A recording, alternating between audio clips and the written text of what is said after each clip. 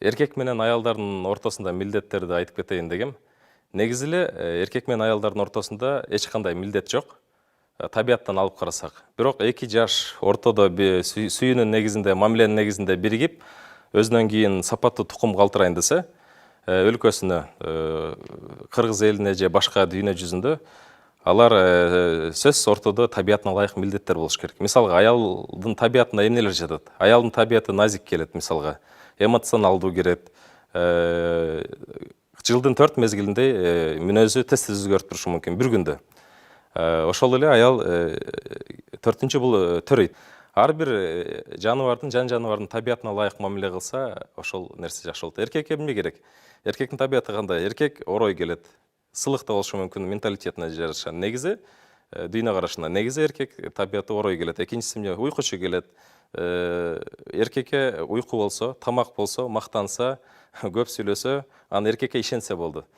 Анан эгерде чындап милдеттерди алып карасак, аял менен эркектин милдеттери бириккенден кийин азыркы коомдо, мисалга, эркек менен аялдын укугу тең негизи. Эркек менен аялдын укугу тең деп, биз башкача форматта батыштын көз карашында карап, жанагы демократия же феминизм же башка ой пикирде аялдардын мүнөзү өзгөрүп, коомчулукта көбүнчө жумуш орундарына аялдар барып, эркектер мындай өздөрүнүн милдеттеринен, табиятынан алыска качып, алыстай баштады да. Мисалга, эгерде аял киши акча таап, бизнес кылып, иштеп баштаса, табий эркек өзүнүн милдеттеринен кача баштайт.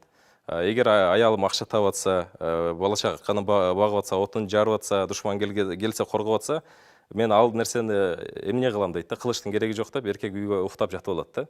Ошондой эле, эгерде эркек өзүнүн милдетин аткара берсе, акча таап, бала чакасын багып, душман келсе коргоп, аял өзүнүн милдетин, табигый милдетин аткара баштаса, үйдө гармония пайда болот. Мисалга, биздин үй бүлөгө мисал келтирели, ошол эле менин жубайыма. Азыркы менсиз деле 30-40 миң айлык алчу. Ошол учурда мен да иштечим, анан экөөбүз турмуш баштагандан кийин кандай болот? Мен азыркы 21-кылым мен да иштейм деген. Эгер сен да иштесең, анда мен үйдө жатам дедим. Кандай дейт? Эмне деп айттым? Сен баланы да төрөйсүң, үйдөгү милдеттерди аткарасың. Көчөдө иштегенде үйдөгү милдеттер артка кайтпайт да.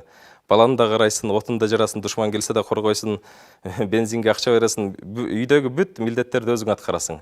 Эмнеге дейт? Мен сенин милдетиңди талашпагандан кийин, сен меникинди алышың керек, өзүңкүндү алышың керек дедим. Менин полум неопределенный пол болот дедим да, белгисиз пол. Анан өзүң танда дедим. Же аялдык өзүңө табиятыңа ылайык милдеттерди кабыл ал, же меникин кошо ал дедим да. Анан анда мен аял болоюн деди, өзүм аялдык милдеттеримди. Анда мен эркек болоюн дедим да. Үйдөгү милдеттер эгерде ар бир адамдын мүнөзүнө, табиятына ылайык эгер бөлүштүрүлсө, тең бөлүштүрүлсө, анда бул ортодо бир гармония болот да. Ананда бир мисал бар, бир тааныш апасы. Үй машинасы бар, бизнеси бар жогу бар. Анан карап туруп, сиздин жубайыңыз болбосо керек, сизге бир стабилдүү бир өмүрлүк жар болбосо керек десем, ооба, каяктан билесиң дейт. Сиздин бүтүн материалдык каражаттарыңыз бар экен, демек сизге ар дайым алсыз эркектер келет дедим да. Бизде азыр коомдо аялдар көбүнчө ошол бизнеске, жогорку максаттарга умтулушат да, эркектин милдеттерине. Ошондой эркектин милдеттерине умтулган аялдын көбүнчө тагдыры эркектин тагдыры болуп калат да. Эркек менен эркек жашабайт да.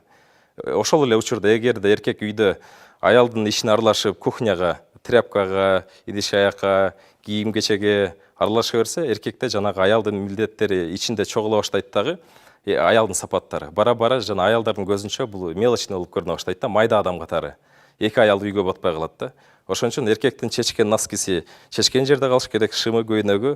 Мен айтпайм, ар дайым ошондой болуш керек. Аялга жардамдашыш керек. Эгерде кыйналып атса, бала чаканы бага албай, жетишпей, ал учурда жардамдашыш керек. Бирок ар дайым эле эгерде сен аялдын ишине, милдеттерине аралаша берсең, эки аялды бир үй бүлөдө, бир кухняда сүйбөй калат да. Ошон үчүн чечкен жерде калган жакшы да. Мен да үйгө барганда атайын аялыма ошондой жумуштарды жаратам. Полкага кийимдер коюп койсо, астынан тартып алам. Ал кулап түшөт.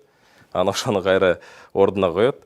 Ошентип атып, жанагы сүйүү энергиясы дейбизби? Эгерде акча болуп кетсе, бир жакка чыгып, эркектин да милдетин кылгысы келет да. Аял мындай маданий жактан, творческий жактан өскүсү келет, ал жакка шанс бериш керек ар бир эркек. Мен өзүм үй бүлөдөгү мисалды айтып кетсем, үйдө отуруп ар дайым бала чаканы карап, ата энеңди карап, сени карап, аялдын жүрөгү сыгылышы мүмкүн. Ошол учурда күнүнө 1-2 саат аялдык жумуш аткарса болот. Мисалга сүрөт тартса болот, бийлесе болот, косметология тармагында иштесе болот, педагогика, психология, табиятына эмне ылайык болсо ошону жасаса болот. Бирок эртеден кечке акча таап, эркекке окшоп иштеген аял бара-бара эркектин мүнөзү чогула баштайт. Орой боло баштайт, грубый боло баштайт. Мисалга, бул эркек деп коелу. Эркек эртең менен ишке барганда энергиясы 100% болот. Үйгө келгенде ашка келет. Ашка келген мезгилде аял эгерде мээсин чакса, сүйлөбөйсө 0 түшүп калат. Акылды аял кандай кылат? Эркектин физиологиясына карайт да, энергиясы 10% калганда аял биринчи курсагын тойгузат. Эгерде көкөрөгүндө айта турган сөз болсо да чыдап туруш керек. Эгерде айтыбыйса, анда эркек укпайт да. Ошол курсагын тойгузганда энергиясы көбөйөт бир аз. Көбөйгөн мезгилде кандын бардыгы каяка кетет, ашказанга кетет. Ашказанга кеткенде мээге кан жетпей, гипоксия болот, уйкусу келет эркектин. Уйкусу келгенде кайра энергиясы түшөт. Жарым саат, 1 саат убакыт өткөндөн кийин эркек телефон чукулашы мүмкүн, жатып эки жака онап. Ошондо эркектин энергиясы кайра калыбына келет. Ашказандан кайра бүт денеге кан калыбына келгенде, бирдей тараганда эркек аялды укканга даяр болот да. Ошол учурларда аял айтса болот, көйнөк керек, памперс керек, бир жака барыш керек, тойго барыш керек, муктаждыктарын айтып алса болот. Эгерде ачкан мезгилде айтса, анда шанс жок да. Эмелесет келеди, эркек дагы аял дагы жумушка барды. Эки тең минимум энергия менен келди. Эмне болот ортодо? Эркек да сүйүүнү каалайт, үйдөгү аялдын милдеттерин ар бир эркек каалайт. Үйгө келсе, бала чакан тосуп алса, аялын тосуп алса, жылуулук болсо, ошондой мамилени каалайт. Аял да каалайт күчтүү эркекти, тапкан эркекти, каалаганын алып берген, каалаганын жасаткан эркекти каалайт. Ошол учурда кандай болот? Эки тең минимум энергия менен келет. Бара-бара мындай жашоодон эркек да тажайт, аял да тажайт. Бири-бирине көңүл керек да, көңүлдөрү 0 түшүп калган. Минимум. Аял көчөдө иштеп келгени менен үйдөгү иштери атмена болуп калбайт. Баары бир үйдөгү тамак ашын кылат, бала чакасын кылат. Андай аял эмоционалдуу болот. Эмоционалдуу, истеричный деп коебуз го. Ошондой болуп калат. Мүнөзү өзгөрө баштайт. Андай эмоционалдуу аялды эркек чыдай албайт. Көп учурда кездештирем, эркектер 40-45 жашта жүрөк оору менен аялдын психикасын көтөрө албай, инсульт, инфаркт болуп калгандар бар да. Ошол учурда ошол нерсени аялдар байкаш керек да. Статистика боюнча дагы эркектер эртерээк өлөт. Аялдардын психикасына караганда эркектики кыскараак болот. Мисалга, эркектердин психикасы 50 сантиметр менен алганда 50 сантиметр болсо, аялдыкы 1 метр. Эркек 50 сантиметрге келгенде кызылы жанып, уруйушу мүмкүн, урушуйушу мүмкүн, же орой сөздөрдү айтып ийиши мүмкүн. Аялдыкы күчтүү да. Аялдын тили күчү тилинде дейт, эркектин күчү колунда дейт. Ошон үчүн эркекти ошол 40 сантиметрдин негизинде кармаган жакшы да. Өтө эркектик менине тийбей, сый урмат менен мамиле кылса, эркек дагы ошого ылайык мамиле жасайт да. Эркек да түшүнүш керек, аялдын психикасы менден күчтүү, аял менен айтыштын кереги жок. Аял мүмкүн 1 саат сага сүйлөшү мүмкүн, сен эркелетип көйнөк алып берип койсоң, көйгөй жоголот да. Ошондой эле эркектин психикасы алсыз экен аял түшүнүш керек, өтө мээсин чакпаш керек, өтө менине тийбей сүйлөш керек. Ошондо үй бүлөдө гармония болот. Эми бул азыркы коомдо болуп аткан окуялар, аялдарыбыз көбүнчө иштеп, эркектерибиз үйгө жатып калды. Ошон үчүн эркегиңер эркек болушун кааласаңар, милдеттерди так бөлүшүп, ар бир табиятына эркекке шанс бериш керек, ишениш керек. 100 сом таап келсе да, мен сага ишенем, сен кыйынсың. Колуңан бар жок келет деп кийиндирип, жасандырып, курсагын тойгузуп чыгарып коюш керек. Эми ошол эле учурда эмнеге азыр бизде эркектер алсыз болуп кетти, эмнеге аймактар өнүкпөй атат, региондор. Ошол нерсеге да көңүл бурсак болот. Эгерде аял ишенип, сенин колуңан келет, сен ушул долбоорду жасашың керек, чет өлкөгө мейли бир аз иштеп келип, акчаң келип, ошол регионуңду өстүрүшүң керек деп, азыр бизде Кыргызстанда аймактарды өнүктүрүү деген долбоорлор, сунуштар болуп атат. Эгерде колуңардан келсе эркектер, ошол долбоорлор жазгыла. Бизде жылына мисалга 60%дан продукциябыз биз чет өлкөдөн сатып алабыз эле. Ошол эле кант, май, эт. Ошол долбоорлорду жазып туруп, биздин өкмөткө сунуштагыла, өзүңөр аракет кылгыла, инвестиция тартканга аракет кылгыла. Кечкеле чет өлкөдө жүрүп, анан бир 10-15 жылдан кийин келсеңер, Кыргызстандагы бизнес чөлкөмүн башка мамлекеттен келгендер келип, ээлеп калышат. Силерге жумуш орун калбай калат. Колдон келишинче ошол региондорго тарап, ошол жерлерге май чыгаргыла, кант чыгаргыла, эт чыгаргыла, ошол нерселерди жасаганга аракет кылгыла. Чыныгы аял эркекти кантип кылат. Мисалга, бомж деп коелу. Бомж жатса, ал жөн бомж болгон эмес да, жашоодо бир нерседен сынып калган. Эми бир татынакай кыз келип, ал бомуш сүйүп калган болсо ошол кызды, ал үчүн бар жогуна даяр болсо ошол кыз айтыш керек. Эгерде сен мени жакшы көрсөң, сен жуунушуң керек, таранышың керек, денеңди тарбиялашың керек, анан машинага акча машина минип келишиң керек десе, ошол бомуш ордунан туруп, иштеп, чет өлкөгө барабы, Кыргызстанда иштеп, 1 жылдан кийин же 2 жылдан кийин бомуш болбой калат. Анан экинчисинде айтат, эгерде сен мен менен жүргүң келсе, же сен мени алгың келсе, сенин үйүң болуш керек, сенин мүмкүн фирманын директору болушуң керек, же депутат болушуң керек, же президент болушуң керек, же дыйкан болушуң керек. Бир максаттарды коюп бериш керек. Анан ошолго ылайык эркек өсөт. Мүмкүн ал аял күтпөйт да, күйөөгө чыгып кетиши мүмкүн, бирок ал эркек өсөт. Ар дайым жашоодо максатты аял коюп берет. Мага айды алып бер, жылдызды алып бер, үйдө жылуулук жасап бер, муну кылып бер, тигини кылып бер деп аял эркекке максат коюп турат. Эгерде аял максат койбосо эркекке, эркек өнүкпөйт, уктап жата берет. Жана Илья Муромецти эле билсеңер керек. Печканын үстүндө 30 жыл уктап, Соловей разбойник келгенде батыр болгон да. Эркек ар дайым максат коюп, жылдырып турбасаң, эркек мындай уйкучу жаныбар. Мисалга, эркекке ишениш керек, макташ керек, жуундуруш керек, курсагын тогулуш керек.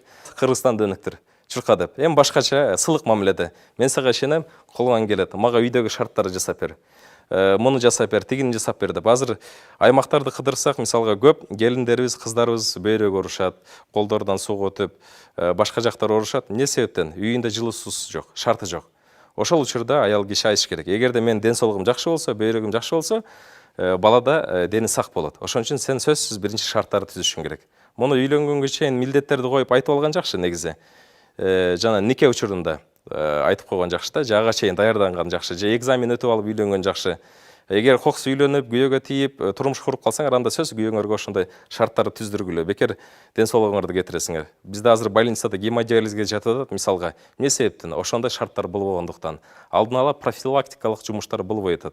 Эгерде өкмөт ушундай профилактикалык жумуштарды аткарса, гемодиализге жаткандардын саны азаят да. Эркектер да ошону түшүнүш керек. Аялдын ден соолугу жакшы болсо, эртеден кечке эшекте иштетпей, аял иштеш керек деп. Эч ким иштебеш керек, эч кимдин астында эч кандай милдеттүү эмес.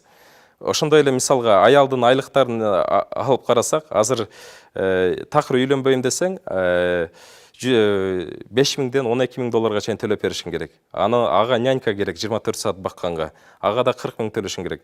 Кыскасы эсептей келсек, тамак ашы бардыгы бир аялдын айлыгы 200 000 сомдун тегереги экен. Ошондой эле эркектики дагы. Аялга эркек керек болсо, телохранители кереги, жан сакчысы, отун жарганы керек, тамак ашы алып келгени керек, эки жака алып барганы керек. Аныкы да ошондой экен да, 200 000.